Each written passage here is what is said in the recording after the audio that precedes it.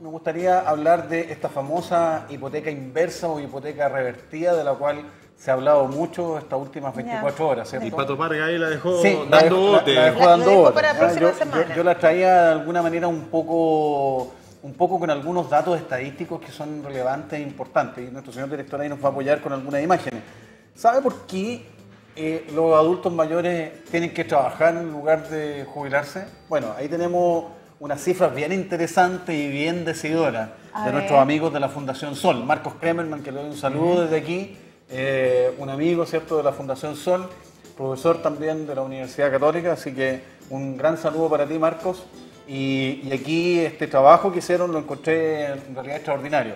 Primero, el nivel de las pensiones es tan bajo porque el 90,8% de las pensiones de vejez o retiro programado, ¿cierto?, las que pagan la AFP, son menores a 148.529 pesos. Ese es el primer gran punto. El 90%. El 90,8%, casi el 91% de las pensiones de vejez de retiro programado, ¿cierto?, las que pagan la AFP, son menores a 148.529 pesos. Eso quiere decir que la gente tiene que trabajar. O sea, si yo llego a los 65 años en el caso del hombre, a los 60 años en el caso de una mujer, no me conviene pensionarme. Lo que decía Patricio hace un rato atrás, la señora va a la feria a recoger cosas porque no le alcanza la pensión. Pero ¿con cuántos años tendrías que trabajar más para tener una pensión mínima Exactamente. de 400 por lo menos? De hecho, la gente no toma conciencia al respecto, o si toma algún grado de conciencia cree que finalmente la pensión solidaria del Estado es la que lo va a ayudar. Y en base a eso se generan algunas ideas, ¿no? Y ahí quiero aclarar y quiero ser categórico en esto. No hay un proyecto de ley, lo primero. O sea, yo ayer escuchaba a la señora mandataria, encuentro genial que ella se involucre en este régimen presidencial que existe en Chile, de decir que no a una posibilidad de legislar al respecto. Pero primero, no hay un proyecto de ley. Eso es lo primero que tenemos que estar informados. Esto yo le explicaba recién adentro del estudio, ¿cierto? A, no sé cómo se llama la chica que está ahí adentro. Alejandra. ¿Rulo o no Rulo? Con Rulito. Vicky. La Vicky, perdón. Entonces yo le decía, para poder opinar tenemos que estar informados. Para poder opinar tenemos que tener conocimiento. El libro de Oseas lo dice desde un principio. Mi pueblo pereció porque le faltó conocimiento. Entonces, esto es muy parecido a cuando alguien dice yo no creo en la Biblia. Yo le pregunto, ¿tú la has leído alguna vez? Sí. No la he leído, pero no creo. Entonces, la única manera de poder opinar en algo es estar informado. Entonces, primero, a mí me parece genial que se baje la idea de legislar, pero primero no es una ley que se ha mandado al Congreso y segundo, es solo una idea, que por lo demás, en algunos estados en Estados Unidos, muchas cosas buenas hacen, pero muchas cosas malas también hacen, lo han probado y le ha dado excelentes resultados. Así que voy a hablar algo de la hipoteca inversa o revertida. El segundo dato, para cubrir los gastos la opción más frecuente es la deuda. Fíjense en el segundo dato que aparece ahí a mano izquierda abajo. Los deudores morosos entre 60 y 69 años aumentaron un 25% entre el año 2013 y el año 2014. El promedio de su deuda morosa es de 1.402.136 pesos. ¿Y tú sabes por qué? Chile, salió algo. okay. Por culpa también de las cajas de compensación que le están dando muchos créditos. Porque tenemos, mira, es que aquí yo soy claro y categórico. Trato de lo posible de no usar estos eufemismos medio extremos, estos siempre y estos nunca. Yo creo que uno tiene que tener cierta claridad cuando opina algo al respecto. Yo creo que la gente efectivamente no puede vivir con 148.259 pesos al mes. Es imposible. O sea, en este país usted va al supermercado, compra 3 cosas y le sale 15 lucas. O sea, y yo lo veo a diario, yo soy muy observador, voy al supermercado y veo cómo la gente ingresa al supermercado a comprar pan, mortadela, un poco de queso y lo compra a 10 cuotas. Ahí con una tarjeta cuyo interés anual, y debo decirlo aquí en estas cámaras, asciende a veces hasta el 120% anual. Dios. Entonces, dada esa perspectiva, dada esa situación, la gente tiene que vivir, tiene que comer. Entonces, ahí es donde yo quiero ser claro y categórico respecto a lo que significa un activo, un pasivo, un patrimonio. En tercer lugar, que no es raro que más de 500.000 trabajadores en edad legal de jubilar sigan trabajando. 268.217 mujeres y 254.917 hombres siguen trabajando después de haber llegado a su edad de jubilación, lo que tiene ahí a mano derecha. Sin embargo, el 55... hay más mujeres. Claro, hay más mujeres trabajando, obviamente, y de hecho la expectativa de vida de ellas es mayor. Sí. Ahora, se pensionan antes, se pensionan a los 60 años, por lo tanto ya a esa edad que deberían estar pensionadas, muchas de ellas siguen trabajando, o sea, sí tienen cuerda hasta por los 85 Pero años. esto implica también que las pensiones son menores porque las cotizaciones fueron menos también. Exactamente, mucho menores que las que puede percibir el varón. Porque no siempre y le cuando alcanza. no le alcanza, y siempre y cuando empezar a cotizar desde el primer minuto que empezó a trabajar. Sí, comenzó a trabajar a los 14 años, porque para tener una pensión digna habría que comenzar a cotizar a los 13. Exactamente, exacto, o sea, mucho menos. Claro. O sea, prácticamente nacer con cotizaciones. Nacer Claro, cotizando. exactamente. Vamos a hacer un proyecto Pero más fíjense que sin embargo el 55,1% de los ocupados en edad de jubilar gana menos de 210.000 pesos líquidos al mes. Aún así, en edad de jubilar, llego a los 59 años en el caso de una mujer, 64 en el caso del hombre, el 55, más de la mitad gana menos de 210.000 pesos al mes, incluso menos que el sueldo mínimo, ¿cierto?, establecido. Exactamente. Entonces uno se pregunta y uno dice, y aquí es donde vienen muchas cosas de economía con sabiduría, y usted que me está escuchando hoy día, sea pyme, sea persona natural, yo lo que le quiero hacer es una recomendación importante. La deuda es buena en la medida que la utilizo, y lo hemos dicho en estas cámaras, Exacto. para poder generar bienes y poder generar activos.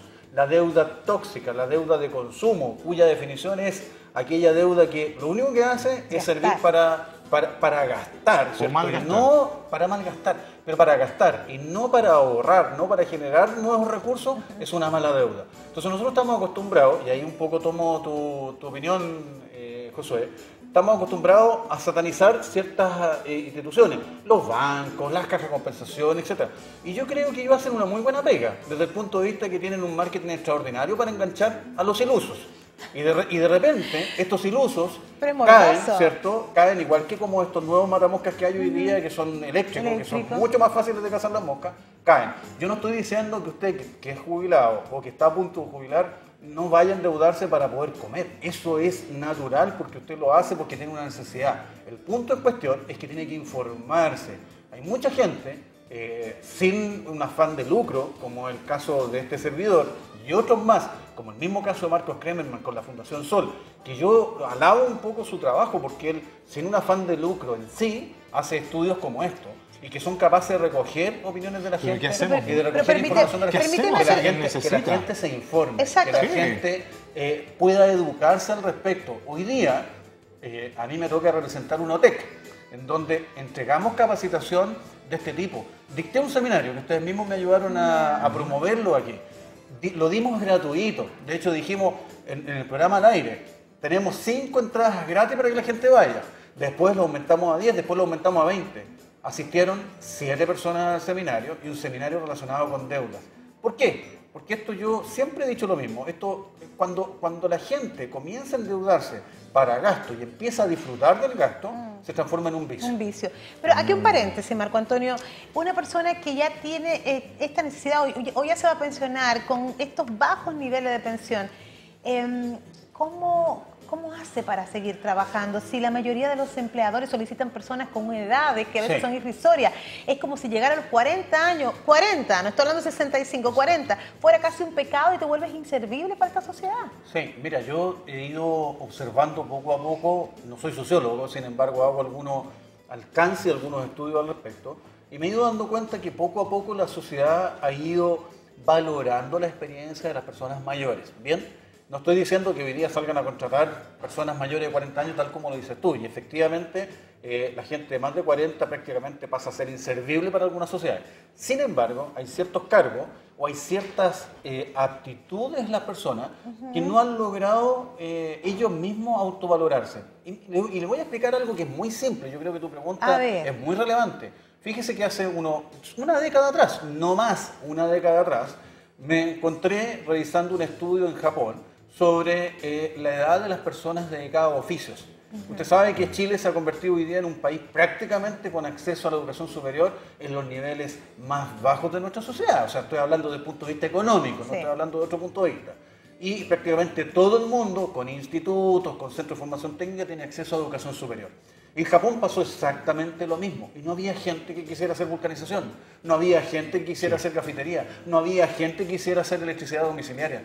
¿Usted se ha preparado en eso? Yo he escuchado gente que ha llegado a los 50 años, incluso a los 60 años, y ha ido y se ha metido en un centro de formación técnica y ha hecho un curso, por ejemplo, de cafetería, y ha aprovechado ese conocimiento para trabajar. ¿Qué es lo que sucede? Así como lo eléctrico, los gaffetes. Hoy día más que nunca se necesita gente con conocimiento en electricidad.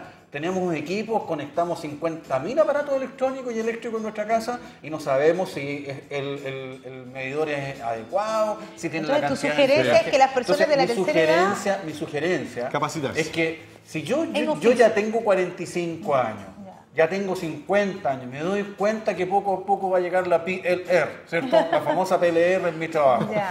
Me empiezan a estigmatizar por ser mayor, porque ya tengo menos movilidad, porque tengo menos capacidades. O sea, ojo, yo no estoy diciendo que la gente que tenga más de 40, como tú lo dices muy bien, Kenia, tenga menos capacidades. Lo que sucede es que de alguna u otra manera se generan, y esto lo he dicho y ustedes lo van a entender, pero la gente ya cuando empieza a tener cierta edad se empieza a poner media mañosita. No, y también se ponen caros, yo creo también. Un poco más caro, no es tan versátil, no es tan dúctil como la gente más joven que está dispuesta a hacer otro trabajo. No, que yo no estoy para esto y no estoy para esto otro. Entonces ahí yo lo que recomiendo primero es buscar el amplio conocimiento. Yo trato de hacer un poquito enciclopedista, ir viendo, pues yo no tengo la bolita de cristal a pesar de que sabemos cuáles son las profesiones que van a generar más reditúo en el futuro, pero no tengo la bolita de cristal para decir qué es lo que le va a ir mejor en el futuro. Lo que hoy día no está existiendo en nuestro país es mano de obra en oficios. Los institutos y los centros de formación técnica cada día están ganando mucho más terreno.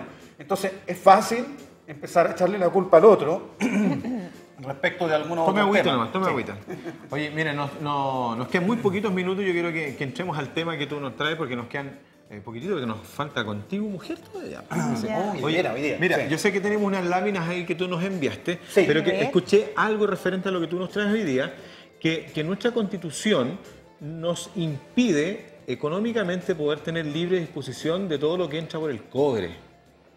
¿Tú crees que eso, si estuviese establecido de otra manera, también ayudaría a tener un mejor ayuda a nuestra economía? Sí. Es una pregunta de un profesor. Sí, claro, es casi como una pregunta. Pero todos dicen el cobre, el sueldo de Chile. Sí, lo primero pedir disculpas por mi ímpetu. Yo creo que aquí yo le pongo harto ímpetu, me llego a atragantar, ¿cierto? Porque en realidad creo que lo mejor que uno puede hacer es informarse y tener conocimiento respecto a algunos temas que son relevantes. Fíjate que yo no estoy de acuerdo en esta famosa hipoteca revertida o hipoteca inversa, que no quiero dejarlo pasar. En su esencia, cuando yo flagelo a la sociedad y cuando yo le entrego a cualquier persona que no está informada dinero para que haga cualquier cosa. Claro. Es importante entender que un activo, en su esencia, cuando yo conozco el concepto de activo, yo digo es todo lo que la gente posee y el pasivo es todo lo que la gente debe, ¿cierto? Sin embargo, si yo le preguntara a una persona que se dedica a hacer ejercicio y le digo, ¿qué es un activo para usted? Es alguien que se mueve, es alguien que tiene movimiento. Por lo tanto, cuando yo tengo, en el caso de las personas ya, ni siquiera estoy hablando de las personas que estén a punto de jubilarse, porque creo que hubo una mala interpretación de esta posibilidad de legislar al respecto de la hipoteca revertida. Yo creo que si una persona de 50 años hoy día tiene su casa pagada, es el peor error, ¿cierto?, de tener un activo inmovilizado. Lo hemos dicho en este canal, en estos micrófonos, y yo he explicado claramente que cuando yo tengo un bien inmovilizado, lo único que estoy generando son gastos. Entonces, si yo libremente, tomando un seguro de gravamen, en el caso de mi fallecimiento, tomo una hipoteca y yo fallezco y la casa queda pagada, ¿qué mejor herencia le puedo dejar a mis hijos? Eso es lo primero que tengo que decir. Segundo, si tengo posibilidades como una persona mayor, sin un seguro de gravamen, recordemos que hoy día los bancos o las instituciones que se dedican a entregar hipotecas aseguran hasta los 74 años, 70 años, ahí me pierdo un poco, pero creo que es hasta los 70 o los 74 años en caso del seguro de gravamen, porque en el caso de fallecimiento no hay seguro de gravamen. Pero si yo tengo la posibilidad de tomar un crédito hipotecario, que mis herederos van a poder seguir con el crédito o simplemente van a poder liquidar la propiedad para pagar ese crédito, quedarse con ese dinero, tampoco es malo. Si no satanicemos lo que podría ser algo muy bueno y como una especie de solución. Lo que no estoy de acuerdo es que sea el único mecanismo. Los mecanismos aquí son varios. Por ejemplo, liberar recursos por parte del cobre. Por ejemplo, permitir que la gente tome la plata que tiene en la AFP para poder invertirla en otro tipo de bien, pero ojo, informado. ¿Qué es lo que le diría yo, que le recomendaría al Ministerio de Hacienda o a la gente relacionada a la superintendencia de AFP? Que yo sé que esto lo han estudiado, yo no soy nadie para decirse, pero le recomendaría algo. Le diría, si usted quiere darle el dinero de la AFP a una persona para que lo invierta, siempre que sea a través de una asesoría. Hay organismos, por ejemplo, como el Servicio de Cooperación Técnica, Cercotec de la Corfo, que tiene sistemas de asesoría a través de asesores externos que podría asesorar a una persona y decirle, señor, ¿sabe qué? Usted puede hacer esto con el dinero. ¿Qué mejor que una persona, por ejemplo, tenga acumulado 9 millones, 10 millones de pesos en la AFP, que va a recibir una pensión ni siquiera de gracia, es una pensión de desgracia, ¿cierto? De 200.000 pesos, de 220.000 pesos, que tome esos 9 millones, que tome esos 10 millones de pesos y coloque, por ejemplo, un negocio en su casa. Si él sabe hacer pan, que coloque una panadería, que coloque otras cosas y que se sienta útil. Obvio que hay riesgo detrás de cualquier negocio. Pero en la AFP tenemos riesgo también, pues. En el periodo hemos perdido, se ha perdido bastante. De hecho, lo que mencionas ahora, y voy a tomar otro poquito de agua. Tómenos agüita. Mira, todo negocio es riesgo, pero la AFP, yo entiendo por lo que puedo conocer, es que los riesgos son mínimos con relación a tú tener toda tu plata y poner tú un negocio y administrarlo tú de tu cuenta. Lo que pasa es que la AFP efectivamente hace un trabajo muy bueno diversificando los dineros. Recuerden que hay dos tipos, y aquí siguiendo con lo que es inversión inteligente para pymes, ¿cierto? Hay dos formas de aminorar riesgo, diversificando y atomizando, que le llamó tanto la atención esa palabra de atomización. Y la AFP lo hace. La AFP tiene conocimiento, usa el coeficiente de alfa de Jensen, el beta y otros elementos más que son mucho más técnicos. Entonces no miremos y satanicemos, ¿cierto?, una institución porque simplemente hace mal la pega. Yo creo que la hace bien. Si el problema nuestro es que de alguna u otra manera comenzamos primero a tener ahorros muy bajos, ¿ya? O sea, el 10% de nuestro sueldo cuando recién comenzamos a trabajar, la gran mayoría está pegado al sueldo mínimo. Un 10% del sueldo es muy poco para pretender después, cuando yo me pensione, tener una pensión muy alta. Segundo, cuando ya tomo conciencia, ya estoy viejo. O sea, empiezo a tomar conciencia después de los 40, 45 años, cuando empiezo con problemas de trabajo, empiezo a tomar conciencia y empiezo a ahorrar. Como no tengo los dineros suficientes, como ya estoy medio enredadito en la vida, porque estoy pagando colegio, estoy pagando universidad, estoy pagando hipoteca, estoy pagando esto otro, la verdad es que no tengo capacidad de ahorro. Y la verdad es que por último, me digo a mí mismo, sabes que no estoy dispuesto a ahorrar porque prefiero gastarme la poca plata de hoy y hago el carpe diem que se llama, que es vivir la vida hoy. No, y hay personas que aceptan que le coticen por el sueldo mínimo para evitar que te saquen esa platita porque la necesitas. Mira, yo, en mi caso muy particular, y aquí lo digo con mucha propiedad, yo hace mucho rato que no estoy haciendo cotizaciones directas en la AFP, pero tengo un sistema de ahorro y un sistema de inversiones establecido como condición sine qua non, a rajatabla, como se dice. O sea, yo no rompo ese sistema de ahorro y de inversión. Entonces, claro, si yo tengo capacidad de ahorro, déjenme a mí ahorrar. Pero si yo no la tengo, bendito sea el momento que exista en la AFP que me obliga y me saca ese 10% de manera obligatoria. Sí. Entonces, si no lo haría nadie. Lo que yo recomiendo aquí, y para cerrar un poco el concepto de inversión inteligente, primero, infórmese bien, eso es lo primero que quiero decir. Segundo, la famosa hipoteca inversa o revertida, como se le llama, va a ser buena en la medida que no sea una ley obligatoria, sino que permita a las personas voluntariamente acercarse a ella y tomar decisiones.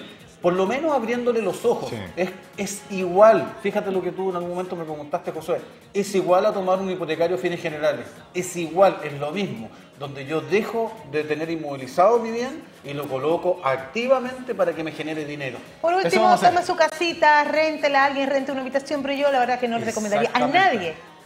Oye, ahí están los datos de Marco Antonio Orellana para que usted lo pueda llamar y también a través de su Twitter. Oye, yo me quedé con el tema ese, un buen ejemplo y también una buena idea, que usted pueda tomar la posibilidad de hacer unos pequeños cursos de cafetería, eléctrico, yo creo que le va a servir mucho y lo vamos a hacer. Pues. Y cambiemos de una vez por todas. Fíjate que los japoneses, para cerrar un poco esa idea, los japoneses finalmente empezaron a importar oficios, porque nadie quería hacer eso. Hacer vulcanización, ni cafetería, ni electricidad. Entonces, yo conozco gente que vive en Europa, que viene a Latinoamérica y gana mucho dinero porque viene a soldar, por ejemplo, el ala de un avión.